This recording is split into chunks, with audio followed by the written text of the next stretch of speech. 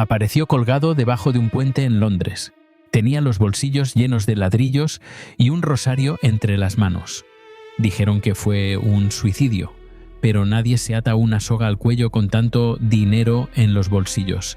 Lo llamaban el banquero de Dios, y durante años movió miles de millones para la mafia, el Vaticano y los gobiernos que juraban combatir el crimen. Esta es la historia del hombre que hizo rico al narcotráfico sin ensuciarse las manos. Dicen que el dinero no huele, pero en los años 80 había billetes que olían a sangre, pólvora y traición. Y en el centro de esa telaraña de poder estaba Roberto Calvi, el hombre al que los periódicos llamaron el banquero de Dios. Calvi no era un narco ni un mafioso, era banquero. Presidía el Banco Ambrosiano, una institución que en teoría tenía vínculos con el Vaticano y con los más altos círculos financieros de Italia. Pero detrás de las paredes doradas y los crucifijos de mármol se movía una cantidad de dinero que ni los propios bancos centrales podían rastrear, miles de millones de dólares que venían de todas partes, del narcotráfico, de la mafia siciliana, de dictaduras latinoamericanas, incluso del propio Vaticano. Durante años, Roberto Calvi fue intocable. Sus operaciones cruzaban fronteras, bancos, paraísos fiscales. Era el puente entre el dinero sucio y el mundo limpio. Un genio de las finanzas al servicio del crimen.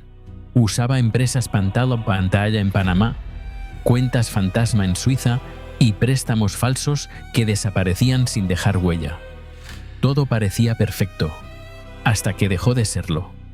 En 1981, una auditoría interna descubrió un agujero multimillonario en el Banco Ambrosiano.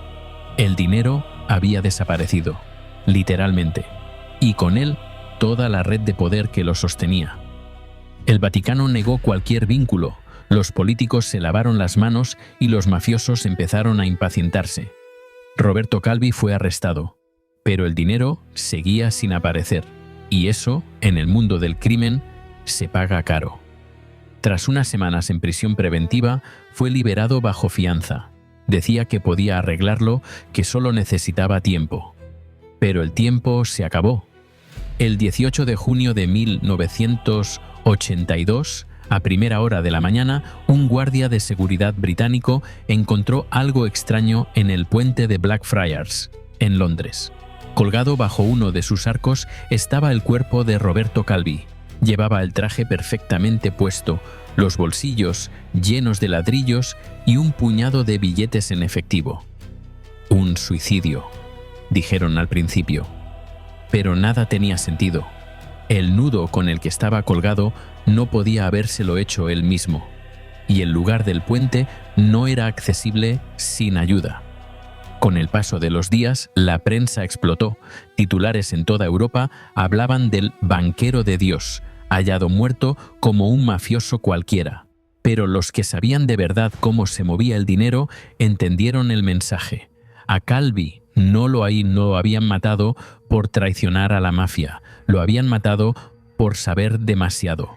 La investigación posterior reveló conexiones entre el Banco Ambrosiano, la logia masónica P2, la mafia siciliana y miembros del Banco del Vaticano. Era una red tan grande que involucraba a políticos, empresarios, obispos y asesinos.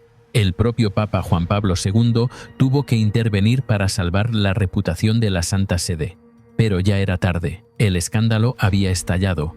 Décadas después, los tribunales italianos reconocieron que Calvi no se suicidó, fue asesinado, y que el crimen había sido ordenado por miembros de la mafia siciliana con la complicidad de la masonería y altos cargos financieros.